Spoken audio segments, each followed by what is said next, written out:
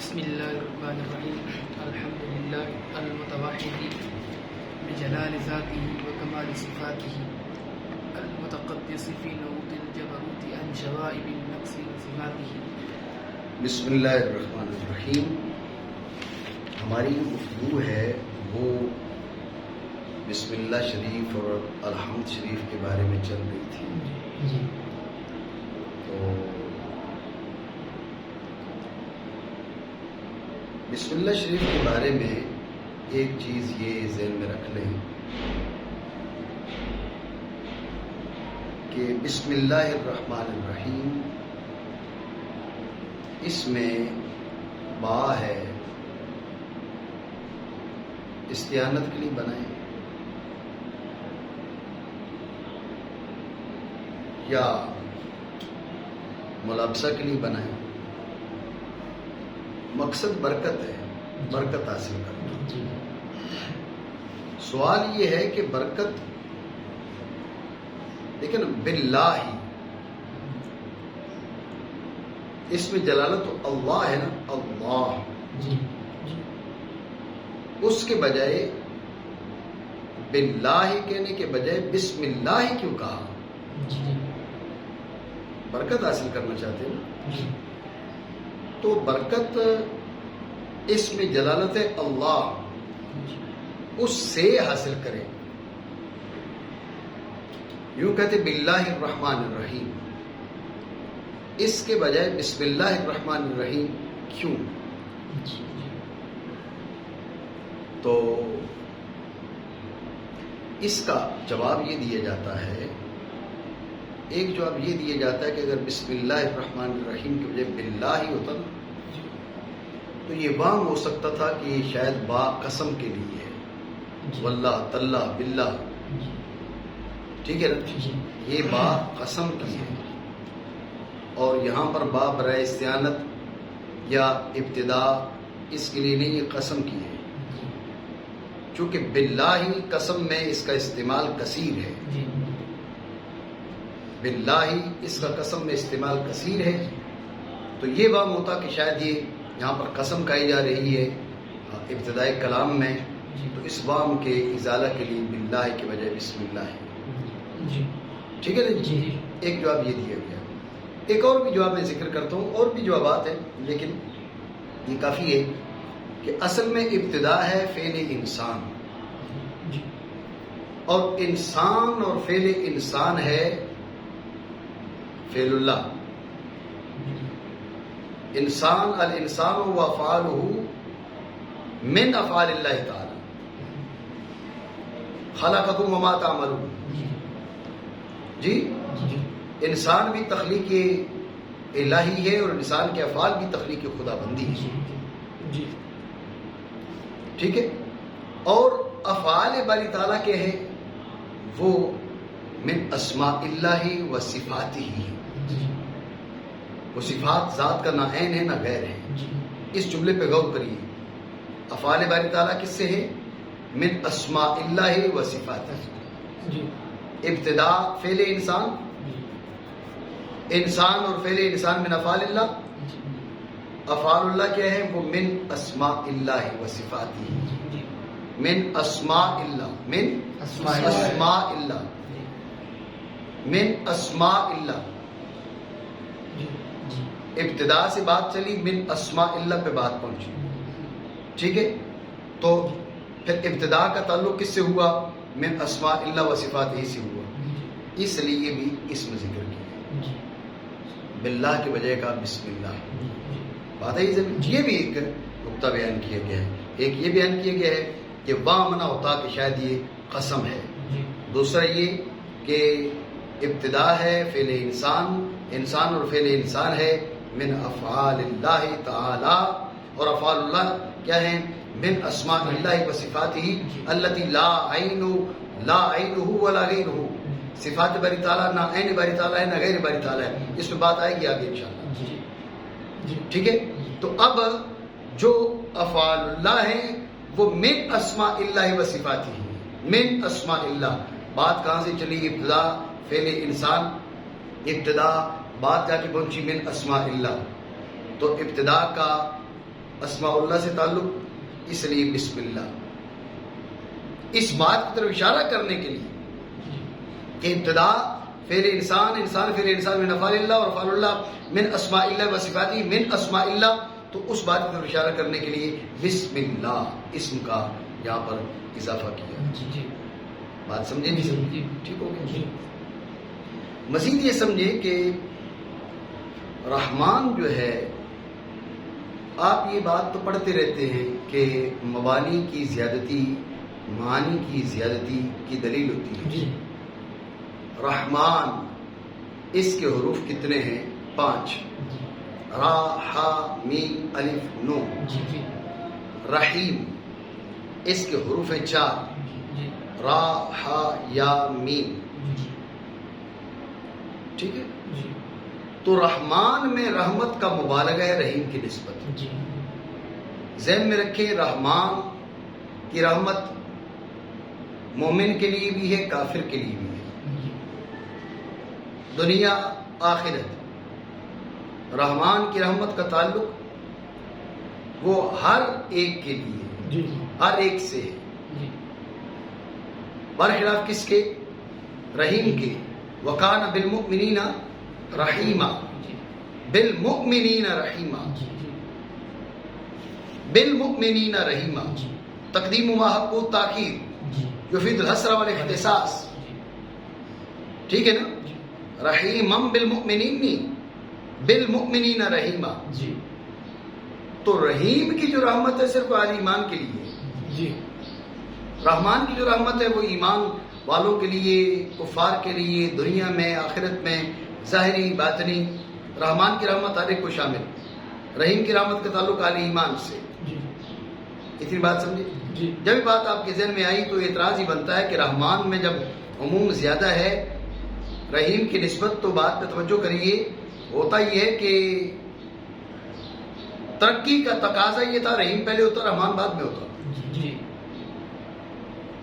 ترقی کا تقاضا یہ ہوتا تھا، رحیم میں تخصیص ہے، رحمان میں عموم ہے، تو پہلے پھر رحیم ہونا چاہیے تھا، بعد پھر رحمان ہونا چاہیے تھا۔ اب رحمان دیکھیں نا، رحمان کی رحمت جن کے لیے ہے، رحیم کی تو ہے ہی ہے، رحیم کی انہیں، یعنی دوسرے لفظوں میں سمجھے، رحیم کی رحمت جن کے لیے، رحمان کی ان کے لیے ہے ہی ہے۔ رحمان کے لیے جن کی، رحمان کی رحمت جن کے لیے ہے، ضروری نہیں کہ رحیم کی بھی ان کے لیے ہو۔ جب رحمان آ گیا تو بعد میں رحیم کیوں؟ رحیم پہلے ہوتا، خاص تھا، یعنی اس کی رحمت کا تعلق خاص تھا، رحمان بعد میں ہوتا، لیکن رحمان پہلے رحیم بعد میں، ایسا کیوں؟ سوال سمجھے؟ توجہ ہے؟ یہ سوال ہے، تو اس کے بھی کئی جوابات ہیں۔ ٹھیک ہے، تو ایک جواب ذہن میں رکھیں، بڑا لطیف جواب ہے کہ یہ ہے تدلی من اللہ تعالیٰ کما یلیق بشانہ۔ تدلی من اللہ تعالیٰ کما یلیق بشانہ۔ آپ غور کریں نا، بسم اللہ، بسم اللہ، اس میں جلالت میں تمام اسماء، تمام صفات سب کو شامل، رحمان تمام صفات کو شامل، تخصیص ہو رہی ہے نا، اس میں جلالت میں عموم، تمام اسماء و صفات کو شامل، رحمان تمام صفات کو شامل، سب کے لیے رحمت، رحیم آل ایمان کے لیے رحمت۔ توجہ ہے؟ آپ کون ہیں؟ آل ایمان۔ توجہ ہے؟ بات عام شروع کی، چلاتے چلاتے تمہارے ساتھ خاص کر دیں، تمہارے ساتھ خاص کر دیں۔ وَكَانَ بِالْمُؤْمِنِينَ رَحِيمًا۔ رحمان ہیں، الہ ہیں، معبود ہیں، خالق ہیں، مالک ہیں، سب کے ہیں، لیکن تم پر جو ہماری مہربانی ہے وہ خاص مہربانی ہے۔ تو یہ تدلی ہے، یہ تدلی ہے من اللہ تعالیٰ کما یلیق بشانہ، یعنی عموم اس میں جلالت، اس میں جلالت تو علم ہے نا، اس میں جلالت علم ہے، اس کا مدلول ذات واحدہ معینہ مشخصہ ہے، لیکن اس کے متعلقات کی بیان کر رہے ہیں، اس کے جو متعلقات ہیں ان میں انتہا درجے کا عموم ہے، کوئی ذرہ کائنات کا اس سے خارج نہیں ہے۔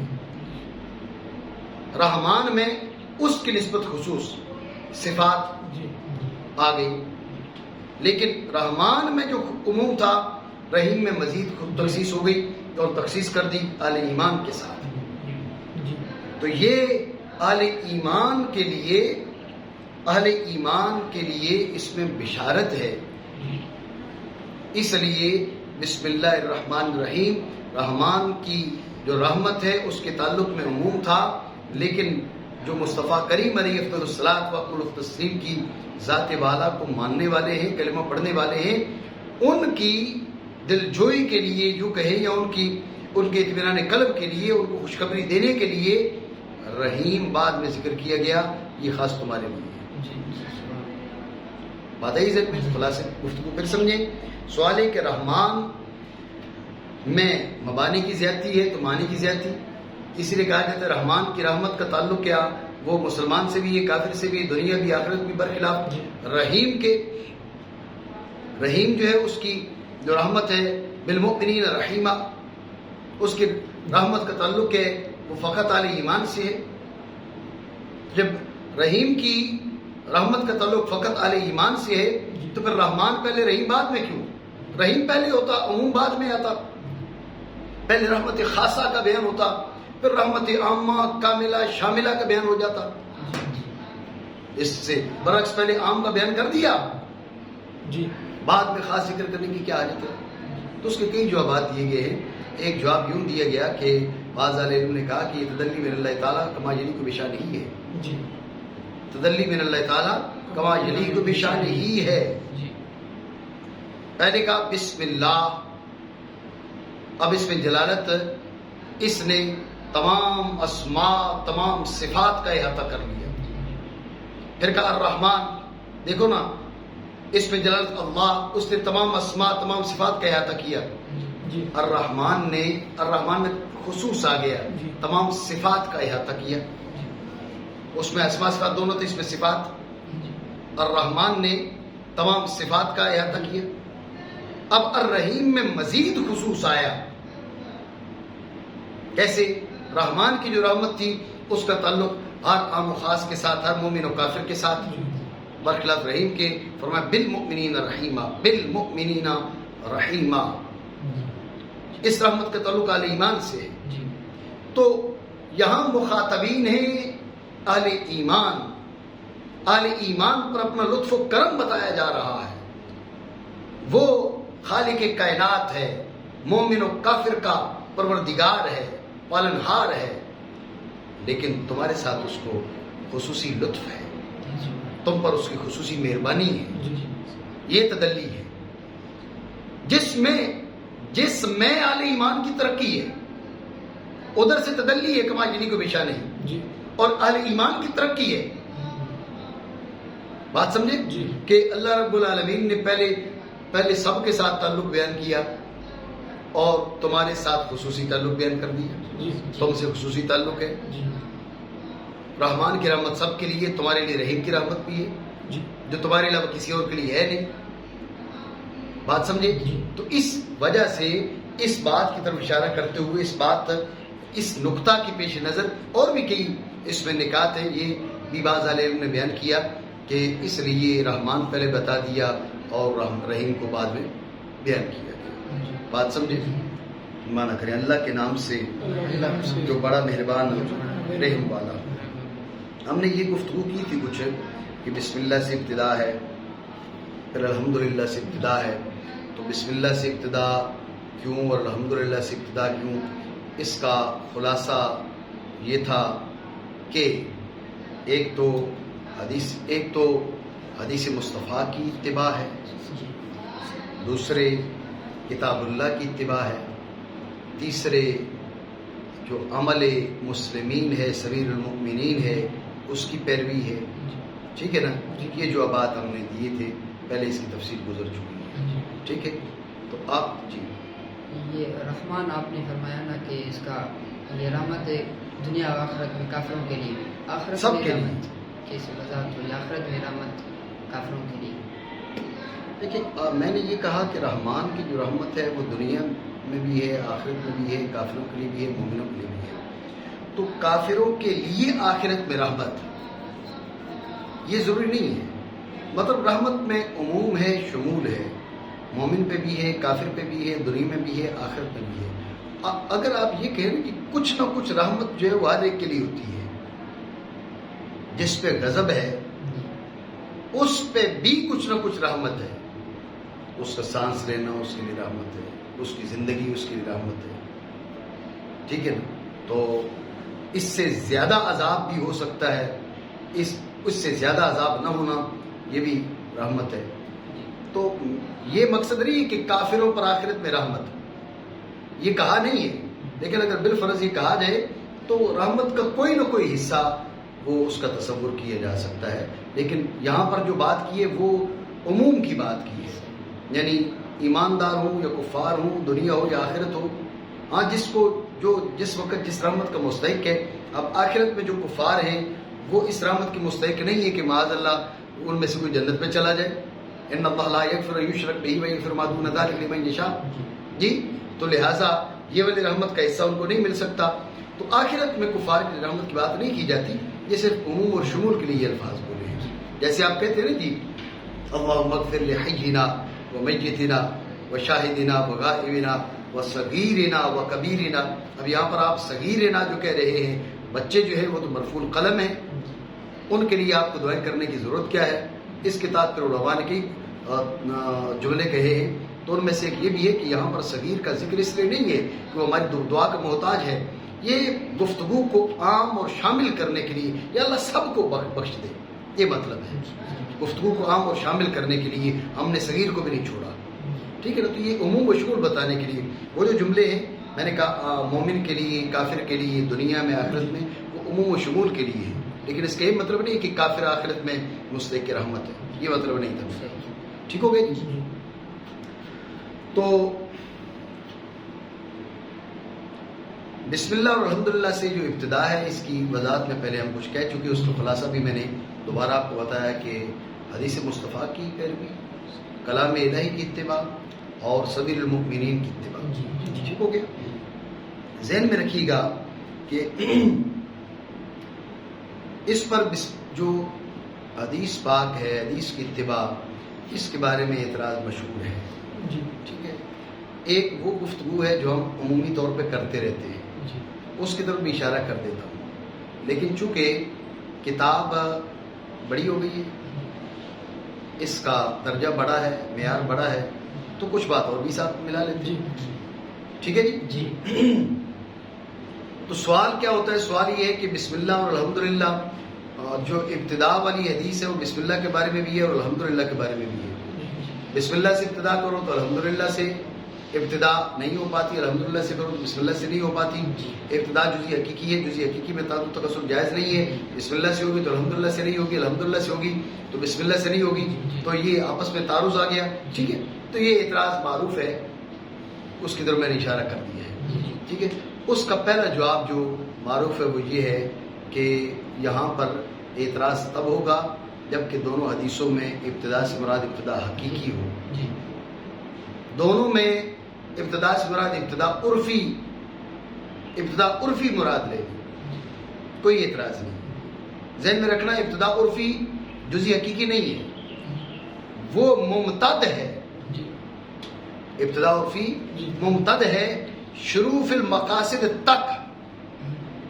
شروع فی المقاصد سے پہلے جو کچھ بھی ہے وہ ابتدا میں ہے. یعنی ابتدا عرفی ہے مقصود سے پہلے، ابتدا عرفی ہے مقصود سے پہلے. تو شروع فی المقاصد سے پہلے جو کچھ بھی ہے وہ ابتدا میں ہے.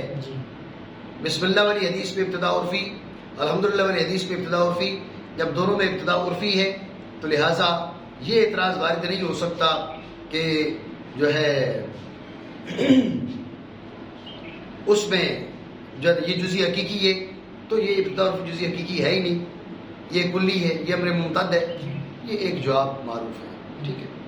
دوسرا جواب یہ ہے کہ بسم اللہ والی حدیث میں ابتدا حقیقی مراد لے لیں، الحمدللہ والی حدیث میں ابتدا اضافی یا عرفی مراد لے لیں. یہ دوسرا جواب خود دو جواب بن جائے. ٹھیک ہو گیا. تیسرا جواب یہ ہے کہ دونوں میں ابتدا سے مراد ابتدا حقیقی ہے. ٹھیک ہو گیا. دونوں میں ابتدا سے مراد ہے ابتدا حقیقی ہے. دونوں میں ابتدا سے مراد ابتدا حقیقی ہے، لیکن با ہے استعانت کی. با کس کی ہے؟ استعانت کی. حدیث کا اصل یہ ہے کہ جس شخص نے ابتدا کی تسمیہ سے استعانت کے بغیر، تحمید سے استعانت کے بغیر، اب لم وہ فو ابتر فو اقتا فو اجدب. ابتدا کے معنی ابتدا حقیقی ہے. ذہن میں رکھے تیسرے جواب میں ابتدا کے معنی ابتدا عرفی یا اضافی نہیں ہے، ابتدا حقیقی. دونوں حدیثوں میں ابتدا کے معنی ابتدا حقیقی، لیکن با استعانت کی. کل امر ذی بار لم یبدا مستعینا بسم اللہ مستعینا بحمد اللہ فهو ابتر فهو اقطع فهو اجزا. جی آپ کہیں گے ابتدا جزئی حقیقی ہے، بسم اللہ سے کرو تو الحمدللہ سے نہیں ہو سکتی، الحمدللہ سے کرو تو بسم اللہ سے نہیں ہو سکتی. توجہ ہے. ہم کہتے ہیں یہ اعتراض تب ہوگا جب کہ با صلہ ہو کس کا؟ ابتدا کا. با ہے استعانت کی. ایک چیز سے استعانت حاصل کی جائے، مدد حاصل کی جائے، تو اس سے یہ لازم نہیں آتا کہ دوسری سے نہیں ہو سکتی. استعینوا بالصبر والصلاۃ. استعینوا بالصبر والصلاۃ. اگر ایک سے استعانت دوسری چیز سے استعانت کی مفوت بنے تو پھر یا نرا استعینوا بالصبر ہوتا یا نرا استعینوا بالصلاۃ ہوتا. استعینوا بالصبر والصلاۃ کا یک بارگی حکم دلیل ہے اس بات کی کہ ایک امر سے استعانت دوسرے امر سے استعانت کا مفوت نہیں ہے. بسم اللہ سے استعانت کا معنی یہ نہیں ہے الحمدللہ سے استعانت نہیں ہو سکتی. الحمدللہ سے استعانت کا مطلب یہ نہیں ہے کہ جب الحمدللہ سے کر رہے ہو تو بسم اللہ سے نہیں کر سکتے. دونوں سے ایک وقت میں کر سکتے ہیں. تو حدیث میں گویا کہ فرمایا جا رہا ہے ابتدا حقیقی کرو ان دو کی مدد سے.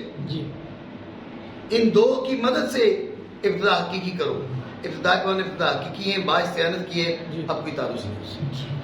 تعارض تب ہو جبکہ ایک سے استعانت دوسری سے استعانت کی مفوت ہو. مفوت ہے نہیں. بات سمجھے؟ پہلے دو جواب تو معروف ہے، اس لیے ان کو میں نہیں دہرا تھا. تیسرے جواب کی طرف آؤ. تیسرا جواب ہم نے یہ دیا، آپ نے کہا کہ بھئی بسم اللہ والی حدیث جو ہے وہ الحمدللہ والی حدیث کے معارض ہے اور الحمدللہ والی حدیث بسم اللہ والی حدیث کی معارض ہے، تو دونوں پر عمل کیسے ہو سکتا ہے؟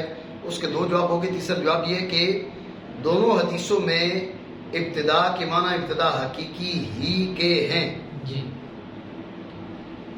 دونوں حدیثوں میں ابتدا کے معنی ابتدا حقیقی ہی کے ہیں. جی لیکن با جو ہے وہ ابتدا کا صلہ نہیں ہے، با استعانت کی ہے. با استعانت کی ہے. با استعانت کی ہے. تو اب حدیث کے معنی ہو گئے کل امر ذی بال لم یبدا مستعینا بسم اللہ مستعینا بحمد اللہ. ہر وہ کام جو اس بسم اللہ الرحمن الرحیم اس کی استعانت کے بغیر شروع کیا جائے، اللہ کی حمد و ثنا کی استعانت کے بغیر شروع کیا جائے، وہ اقطع ہے، وہ اجزم ہے، وہ ابتر ہے. جی تو ابتدا کے معنی ابتدا حقیقی. ایک شے سے استعانت دوسری شے سے استعانت کی مفوت نہیں بنتی. بسم اللہ سے استعانت الحمدللہ سے استعانت کی مفوت نہیں. الحمدللہ سے استعانت بسم اللہ سے استعانت کی مفوت نہیں. جزئی حقیقی ابتدا ہے. جزئی حقیقی ابتدا ہے. جزئی حقیقی استعانت نہیں ہے. ٹھیک ہے نا. استعانت جزئی حقیقی نہیں ہے. تعدد تکسر جائز نہیں ہے ابتدا حقیقی میں، لیکن بسم اللہ الرحمن الرحیم سے اور الحمدللہ رب العالمین سے ابتدا نہیں کی جا رہی، بلکہ اس سے ابتدا میں مدد لی جا رہی ہے. ایک سے مدد لو، اسی وقت دوسرے سے مدد لو، کوئی تعارض نہیں ہے. استعینوا بالصبر والصلاۃ، اس پہ شاہد عدل ہے. استعینوا بالصبر والصلاۃ فرما کر بتا دیا کہ یک بار کی جب صبر اور صلاۃ کو حکم دیا جا رہا ہے، اس کا مطلب یہ ہے کہ صبر سے استعانت، صلاۃ سے استعانت کی مفوت نہیں، صلاۃ سے استعانت، صبر سے استعانت کی مفوت نہیں. یہی معاملہ یہاں پر بھی ہے کہ بسم اللہ سے استعانت، الحمدللہ سے استعانت کی مفوت نہیں، اور الحمدللہ سے استعانت، بسم اللہ سے استعانت کی مفوت نہیں. جمع ہو سکتا ہے، کسی قسم کی کوئی خرابی نہیں ہے. بات اب سمجھے نہیں؟ ٹھیک ہو گیا. یہ تیسرا جواب ہے. اس تیسرے جواب میں ذہن میں رکھے ابتدا حقیقی رکھی ہے، ابتدا حقیقی رکھی ہے اور با کو استعانت کی بنایا ہے. توجہ ہے؟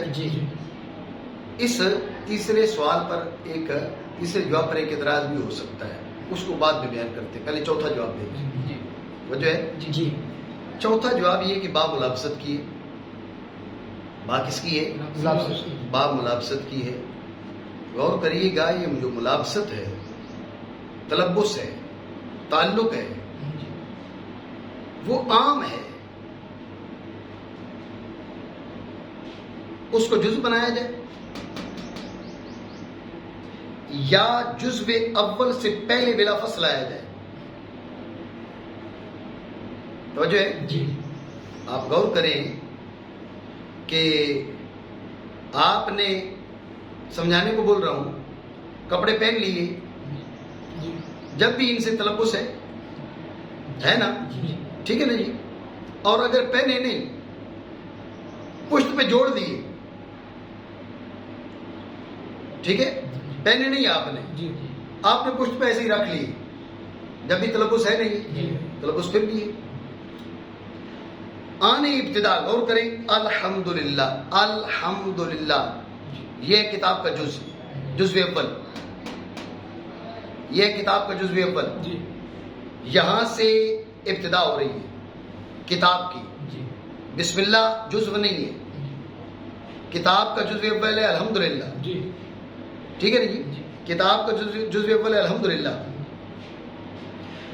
جو جزو اول ہے تو آنے ابتدا میں اس سے تلبس ہے نہیں ہے، اس سے آپ کا تعلق ہے نہیں ہے، ملابست ہے نہیں ہے نا. اور غور کریں، یہ آنے ابتدا ہے نا، یہ جزو ہے. ادھر بسم اللہ ہے بلا فصل، پیچھے بسم اللہ ہے بلا فصل. جس آن میں الحمدللہ سے تعلق جڑ رہا ہے، جب بلا فصل بسم اللہ اس سے پہلے گزری ہے تو اسے تعلق ہے نہیں ہے. اسی وقت میں، اسی آن میں، آن اور زمان میں فرق کیا جاتا ہے. میں آسان لفظوں میں سمجھا رہا ہوں آپ کو. جس وقت الحمدللہ سے تلبس ہے، اسی وقت بسم اللہ سے بھی تلبس ہے. فرق یہ کہ الحمدللہ سے کتاب شروع ہو رہی ہے اور اس سے تلبس ہے من حیث الجزئیت، اور بسم اللہ سے بھی تلبس ہے کیونکہ وہ ساتھ جڑی ہوئی ہے. جب ساتھ جڑی ہوئی ہے تو تلبس تو ہے نا. ہاں، جز نہیں ہے. کتاب سے بالکل پہلے، بلا فصل پہلے، اس سے بھی تلبس ہے.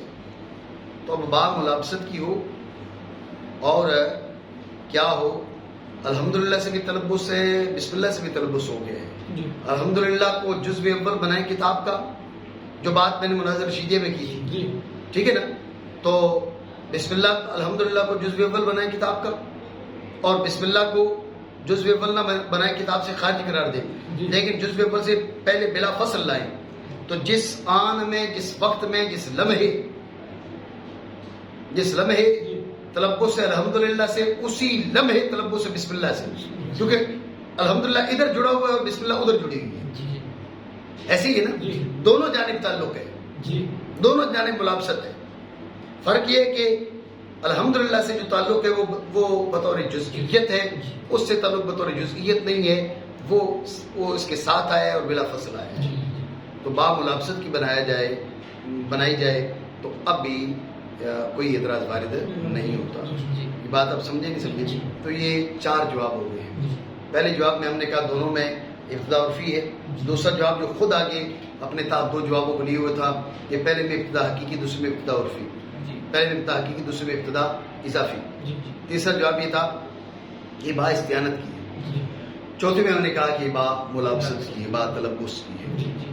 بات آپ سمجھے نہیں سمجھے؟ توجہ رکھیے گا.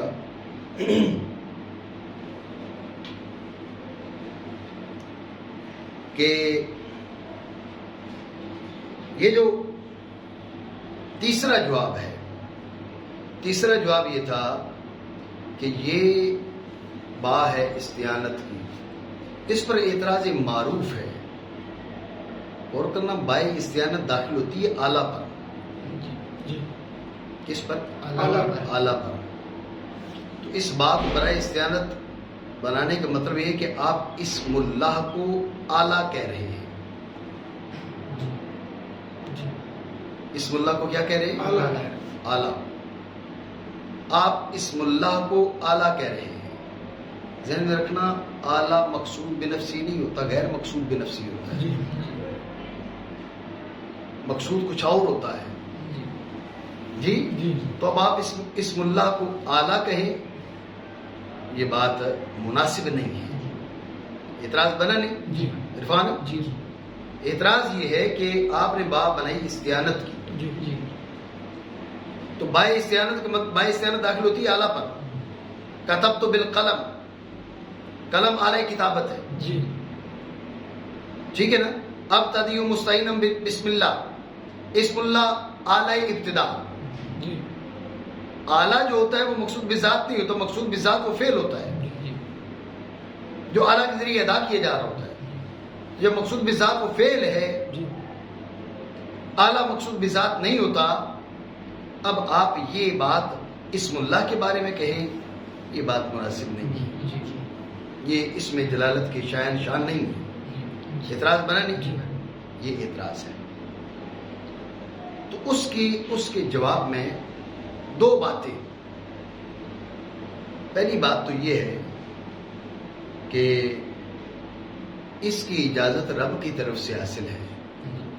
ایاک نعبد و ایاک نستعین، ایاک نعبد و ایاک نستعین. ایاک نستعین کے معنی یہ ہوگا نستعین بک، یا اللہ نستعین بک، لا نستعین الا بک یا اللہ. ٹھیک ہے نا؟ ہم مدد چاہتے ہیں تو فقط تجھ سے چاہتے ہیں. تو جب رب کریم جل وعلا نے قرآن عظیم میں ہمیں اس کی اجازت دی ہے تو پھر اس پر اعتراض مناسب نہیں ہے. توجہ ہے؟ یہ پہلا جواب ہے، یہ پہلی گفتگو ہے. دوسری گفتگو یہاں پر یہ ہے کہ اصل آپ سمجھے نا، بائے استعانت کا معال کیا ہے؟ بائے استعانت کا معال ہے تبرک، تیمن. اس میں الہی کو، اس میں جلالت کو اعلیٰ بنانے کا، اس کی مدد سے کام شروع کرنے کا مطلب یہ ہے کہ ہم اے مالک تیرا نام گرامی لے کر ہم اس پہ برکت حاصل کرنا چاہتے ہیں.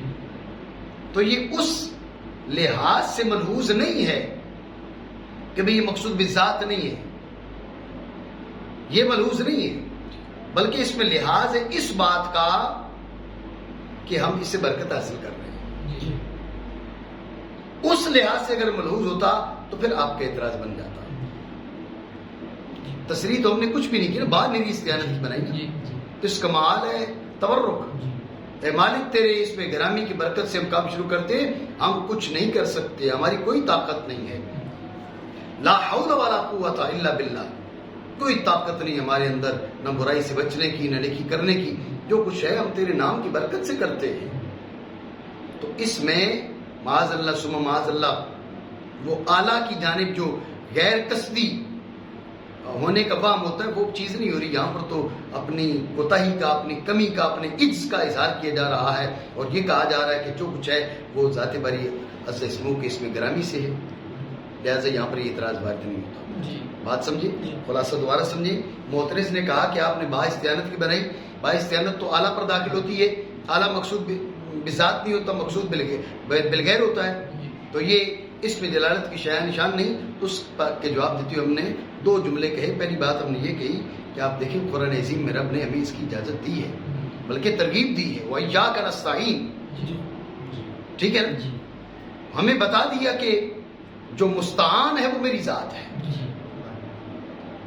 تمہاری استعانت کا تعلق فقط مجھ سے ہے. سمجھے نا؟ اس انداز میں نہیں جو وہابیوں نے بنایا ہوا ہے.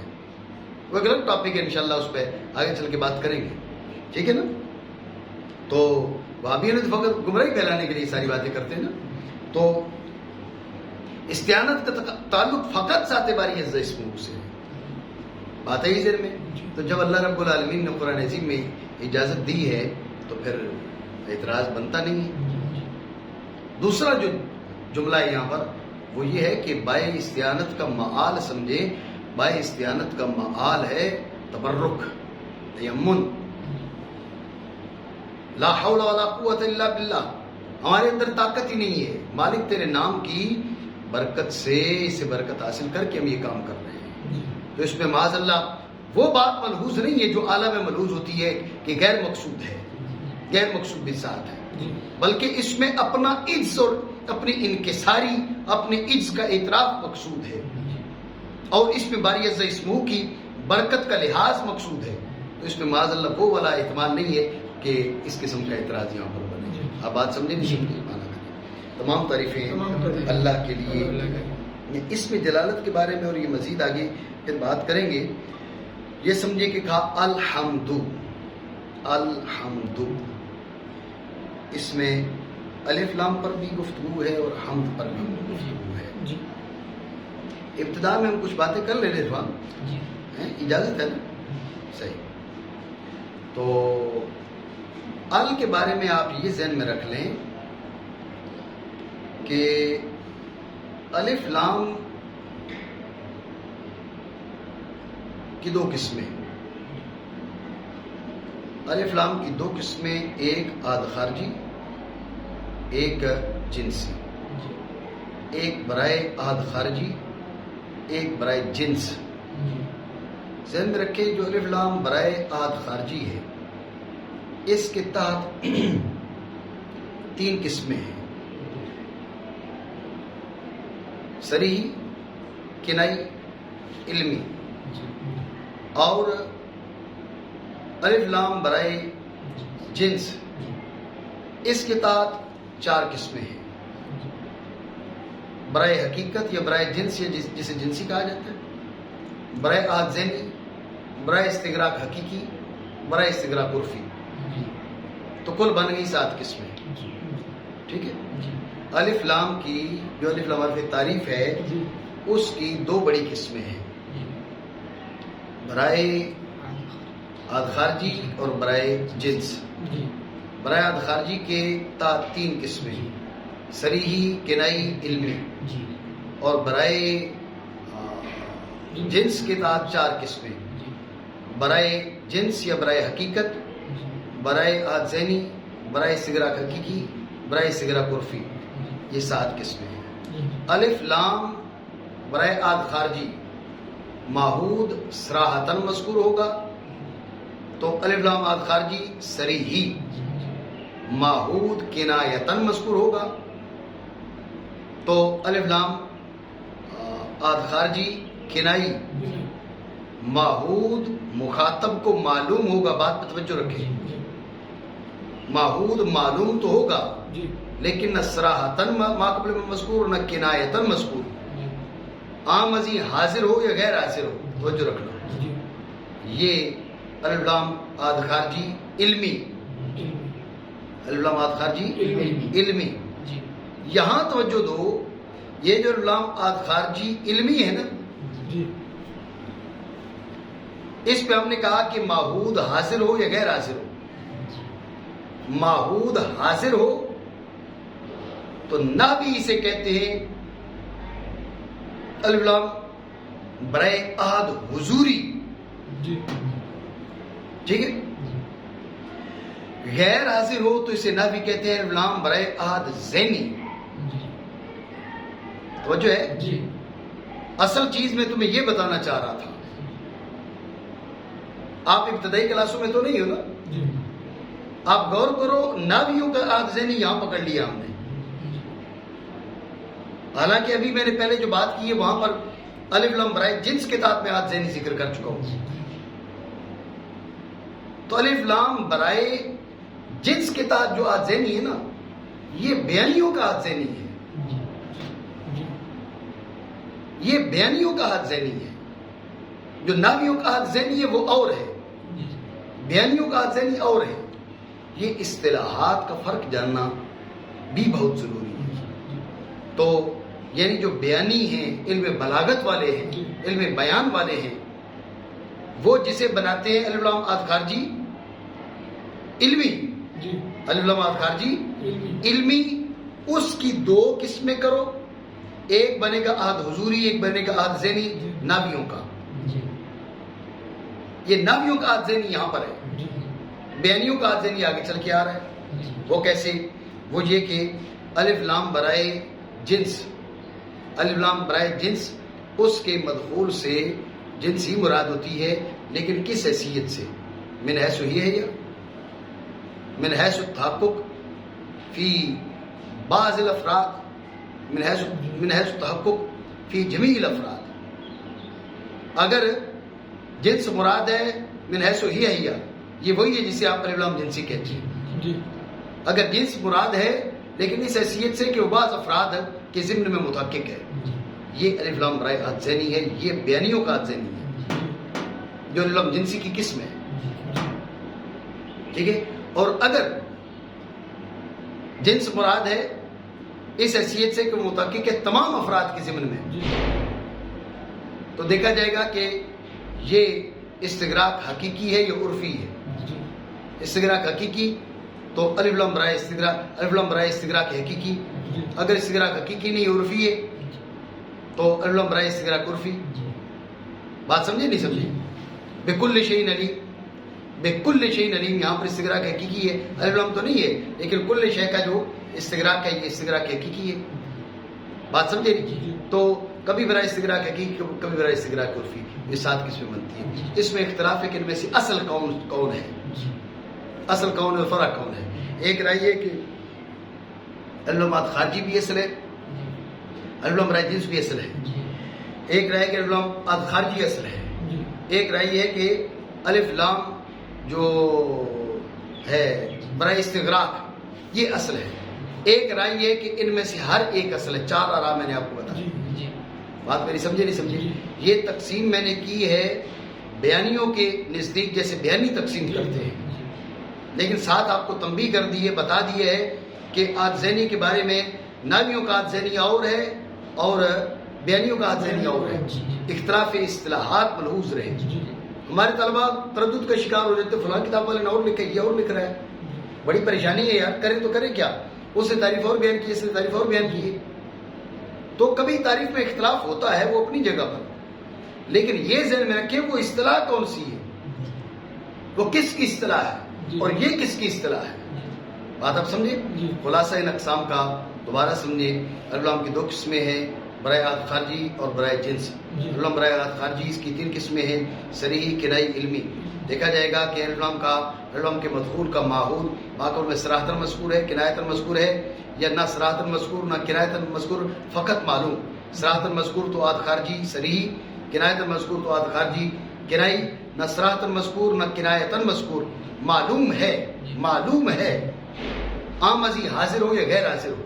تو یہ الف لام عہد خارجی علمی، الف لام عہد خارجی علمی میں ہم نے کہا حاضر ہو یا غیر حاضر ہو، ما قول نہ صراحتاً مذکور نہ کنایتاً مذکور، لیکن معلوم ہے، عام ازی حاضر ہو یا غیر حاضر ہو. یہ جو حاضر ہے اسے نہ بھی کہیں گے الف لام عہد حضوری. الیوم اکملت لکم دینکم، الیوم، الآن، جی یہ الف لام عہد حضوری، یہ ناویوں کی اصطلاح ہے. ٹھیک ہے؟ اور اگر حاضر نہ ہو، غیر حاضر ہو، یہ الف لام عہد ذہنی ناویوں کا، یعنی جسے الف لام عہد خارجی علمی کہتے ہیں. کون؟ بیانی، علم بلاغت والے. اس کے تحت دو قسمیں بنتی ہیں، ایک علامات حضوری، ایک علامات ذہنی. یہ ناویوں کی تقسیم ہے، اور ناوی اس کو ذہنی کہتے ہیں. بیانیوں کا ذہنی اس کا بیان بعد میں آ رہا ہے. دیکھا جائے گا کہ جو علم برائے جنس ہے وہ اس میں جنس مراد ہے من حیث یہ یا من حیث التحقق فی بعض الافراد من حیث التحقق فی جمیع الافراد. من حیث یہ تو علم جنسی ہے جسے آپ کہتے ہیں علم جنسی، ٹھیک ہے. اور اگر من حیث التحقق فی بعض الافراد یہ مراد جنس ہے لیکن بعض افراد کی ضمن میں تحقق کی حیثیت سے، یہ علم ذہنی ہے بیانیوں کا. ناویوں کو پہلے بتا دیا، ٹھیک ہے.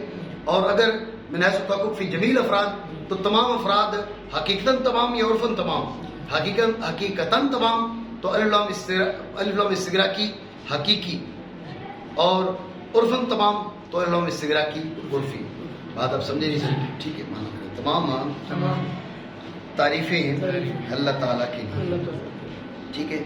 یہ تو ہو گیا ال کی ہم نے گفتگو کر دی بھائی ال میں ال کی اتنی قسمیں ہیں، اور یہ بھی آپ کو بتایا کہ اس میں اختلاف ہے کہ ان میں سے اصل کون کیا ہے اور باقی فروع ہے.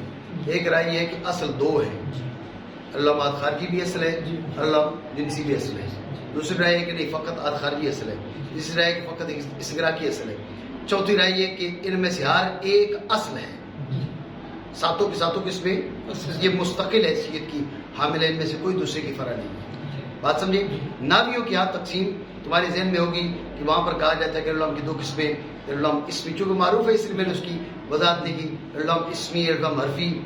اسمی کی پھر آگے تقسیم، حرفی کی پھر زائد غیر زائد، لازم غیر لازم، پھر آگے اس کی بھی تقسیم ہوتی ہے. بات سمجھے. تو اب سوال یہ ہے کہ یہاں پر علم ہے کون سا، کس میں تو ہم نے کافی بیان کر دیا. یہ بھی پڑھیں یا آگے رکھیں؟ جی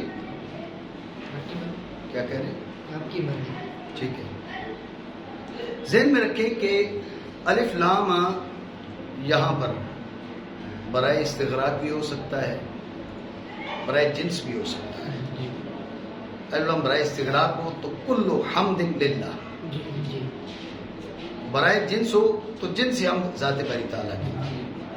آسان بات ہے، ٹھیک ہو گیا. ہر حمد اللہ تعالیٰ کے لیے، ہر تعریف اللہ تعالیٰ کے لیے بات واضح ہے. جب آپ نے کہا نا جنس حمد اللہ تعالیٰ کے لیے، اس پر بعض حضرات نے اعتراض کیا کہ یہ معتزلہ کی رائے ہے. ٹھیک ہے نا، یہ معتزلہ کی رائے ہے. بھائی کیوں معتزلہ کی رائے ہے؟ معتزلہ بندوں کو اپنے افعال کا خالق مانتے ہیں. بندے اپنے افعال کے خالق خود ہیں، لہذا بندے اپنے افعال پر تعریف کے خود مستحق ہیں. تو تمام تعریفیں اللہ کے لیے نہ ہوئی، جن سے اب تو اللہ کے لیے ہوئی، کچھ تعریفیں بندوں کے لیے بھی ہوئی. بعض حضرات نے یوں گفتگو کی لیکن یہ کوئی مناسب گفتگو نہیں ہے. ذہن میں رکھنا. کیوں؟ وجہ سمجھو. بات یہ ہے کہ تمام تعریفیں اللہ کے لیے ہوں یا جن سے حمد اللہ کے لیے ہو، دونوں کا معال ایک ہے. وہ کیسے؟ غور کرنا. تمام تعریفیں اللہ کے لیے، یہ بات واضح ہے. جن سے حمد اللہ کے لیے غور کریں. یہاں پر جن سے حمد کا ذات باری تعالیٰ کے لیے اس بات نہیں کیا جا رہا. جن سے حمد کو ذات باری تعالیٰ کے ساتھ مختص قرار دیا جا رہا ہے. لام برائے اختصاص ہے نا کیا صاحب؟ لام برائے اختصاص ہے. جنس الحمد مختص باللہ تعالی. اب غور کریں، ایک فرد بھی خارج ہوگا تو جن سے ہم مختص تو نہ رہی نا. جن سے حمد جبھی مختص ہوگی کہ ہر فرد مختص باللہ تعالی ہوگی. سمجھے؟ تو جب دونوں کا معال ایک ہے تو پھر معتزلہ کیوں کہیں گے کہ اللہ جنسی بناؤ؟ ٹھیک ہے. لہذا دونوں آپ بنا سکتے ہیں. اللہ استغراقی بنائیں، اللہ جنسی بنائیں، دونوں اہل سنت کی رائے ہیں. اس میں معتزلہ کی جو رائے ہے اس کا کوئی دخل نہیں ہے. بات سمجھے؟ دوبارہ سمجھیں. الف لام کی کئی قسمیں آپ کو بتائیں، 7 اقسام بتائیں. اب سوال یہ کہ یہاں پر الف لام کون سا ہے؟ تو اس کا آپ کو جواب دیا. الف لام برائے استغراق بھی بن سکتا ہے، برائے جنس بھی بن سکتا ہے. ٹھیک ہے نا. الف لام برائے استغراق تو بات واضح، کل الحمد للہ تعالی، ہر حمد ذات باری تعالیٰ کی. ٹھیک ہے. اور جو الف برائے استغراق بنائے، الف برائے جنس بنائے، تو جنس سے ہم ذات باری تعالیٰ کے لیے. بعض حضرات نے کہا الف جنسی بنانا یہ معتزلہ کی رائے ہے. ٹھیک ہے. کیوں کہا؟ اس لیے کہ معتزلہ بندوں کو اپنے افعال کا خالق خود بندوں کو مانتے ہیں، تو لہٰذا ساری حمد رب کے لیے نہیں مانتے، بندے اپنے افعال پر خود حمد کے مستحق ہے. یہ معتزلہ کی رائے ہے. بعض حضرات نے یہ گفتگو کرنے کی کوشش کی ہے، یہ بات کی ہے، لیکن یہ بات کو زیادہ مناسب نہیں ہے. کیوں؟ اس لیے کہ الف لام استغراقی ہو یا الف لام جنسی ہو، معال ایک ہے، مطلب ایک ہے، آخر کار معنی ایک بنتے ہیں. الف لام استغراقی ہو تو معنی بنتے ہیں ہر حمد اللہ کے لیے. الف لام برائے جنس ہو تو غور کرنا، یہ جنس سے حمد کو ذات باری تعالیٰ کے لیے ثابت نہیں کیا جا رہا، جنس سے حمد کو ذات باری تعالیٰ کے ساتھ خاص بتایا جا رہا ہے. ثبوت اور چیز ہے، اختصاص اور چیز ہے. یہاں پر ثبوت کی بات نہیں ہو رہی، یہاں اختصاص کی بات ہو رہی ہے. جن سے ہم ذات باری تعالیٰ کے لیے ثابت ہے نہیں، جن سے ہم ذات باری تعالیٰ کے ساتھ مختص ہے. جب جن سے ہم ذات باری تعالیٰ کے ساتھ مختص ہے، کوئی ایک فرد بھی اگر کسی اور کے لیے ثابت کرو گے تو اختصاص کے منافی ہے. اس لیے ہر حمد بھی ذات باری تعالیٰ کے ساتھ خاص ہے. جب جن سے حمد کو خاص مانیں گے تو اب ہر ایک فرد بھی حمد کا ذات باری تعالیٰ کے ساتھ مختص ہو جائے گا. معال دونوں کا ایک ہے. فرق اتنا ہے، علم استغراقی بناؤ تو یہ پہلے مرحلے میں ہی اختصاص ثابت ہو جاتا ہے. جنسی بناؤ تو پہلے مرحلے میں جنس خاص ہے، دوسرے مرحلے میں ہر فرد خاص ہے باللہ تعالیٰ. بات سمجھے نہیں؟ یہ ہماری گفتگو حل کے بارے میں. حمد کی تعریف معروف ہے، الثناء باللسان الجمیل الاختیاری، یہ نعمت الکانا وغیرہ، یہ بھی تعریف کی جاتی ہے. اور آج جو آپ نے تعریف پڑھی کہ الوصف بالجمیل الجمیل الاختیاری، یہ حقیقتاً و حکماً، الوصف بالجمیل الجمیل الاختیاری یہ حقیقتاً و حکماً، الوصف بالجمیل الجمیل الاختیاری یہ حقیقتاً و حکماً. اور ایک اور تعریف یوں کی جاتی ہے کہ الثناء باللسان الجمیل الغیر المتوقف علی الغیر، نعمت الکانا وغیرہ. یہ جو انہوں نے کہا نا جمیل کے ساتھ اختیاری کے ساتھ حقیقتاً و حکماً، اختیاری کے ساتھ حقیقتاً و حکماً کی تعمیم کی، اس کے بجائے اگر یہ کہہ دیا جاتا نا الغیر المتوقف علی الغیر، بات وہی ہے. ٹھیک ہے نا؟ الوصف بالجمیل الوصف بالجمیل الجمیل الغیر المتوقف علی الغیر، خوبی کا بیان ایسی خوبی پر جو کسی دوسرے پر موقوف نہ ہو. خوبی کا بیان ایسی خوبی پر جو کسی دوسرے پر موقوف نہ ہو. ذہن میں رکھیں، آپ صفات باری تعالیٰ کو لے کر جو اعتراض وارد ہوتا ہے وہ اعتراض وارد نہیں ہوتا. بات سمجھے نہیں سمجھے؟ یہ حمد کے معنی بتا دیں. ٹھیک ہو گیا؟ کافی اتنا.